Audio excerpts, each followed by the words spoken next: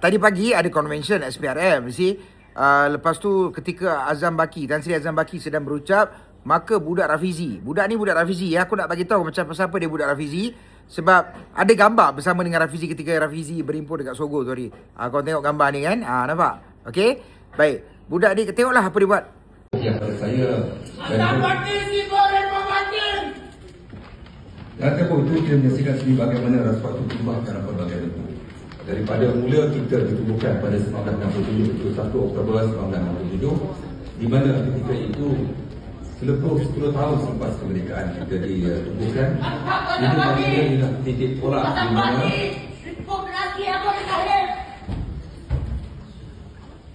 Abang, itu satu gangguan pada diri kita dari dengan tuntutan TV anda. Budak tu cakap apa? Tangkap Azam Baki. Nak tangkap pasal apa bang? Cuba kau bagi tahu aku. Dah buat siasatan, kan? Suruhanjaya dah siasat, apa semua tak ada apa-apa. Lepas tu polis juga telah mengatakan Azam Baki tidak ada kena-mengena dengan mafia korporat. Sekarang aku nak tanya budak rambut kerenting yang macam tak cukup bulan lahir ni, aku nak tanya kau nak tangkap Azam Baki sebab apa? Celaka. Kenapa? Rafizi!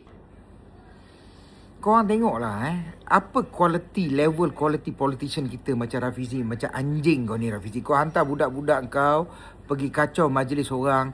Kau nak bawa budaya apa sebenarnya Rafizi? Aku nak tanya kau.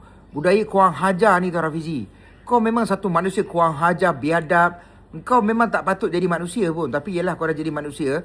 Dan kita kena hadap. I don't know apa yang penyokong kau nampak dekat kau. Sumpah aku kata kau, aku tak nampak langsung potensi kau. Aku pernah berpodcast dengan kau.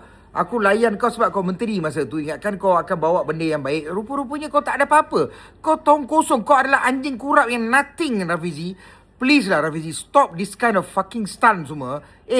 Letih lah tengok muka kau. Hari-hari je benda tak puas hati pasal Azam Baki, pasal Anwar. Ni, duk cerita pula pasal Anwar. Merayu-rayu nak letak Ramadan. Rafizi, kau juga yang pernah bercerita Tun M merayu-rayu kat engkau untuk dia jadi Perdana Menteri. Engkau kalau, please lah, janganlah letak diri kau terlampau tinggi sangat, kau hebat sangat. Kau hanyalah anjing kurap Rafizi. Kau anjing kurap. Anjing kurap yang satu kupang tak boleh pakai lah Rafizi. Aku geli tengok engkau sial. Kau ni betul-betul anjing lah. Anjing, kau tutup mulut lah anjing. Wow, kau dengan Hadi lebih kurang lah Kau dengan Hadi ni adik-beradik aku rasa. Cuba cek tengok kan. Kau Terengganu, dia pun Terengganu.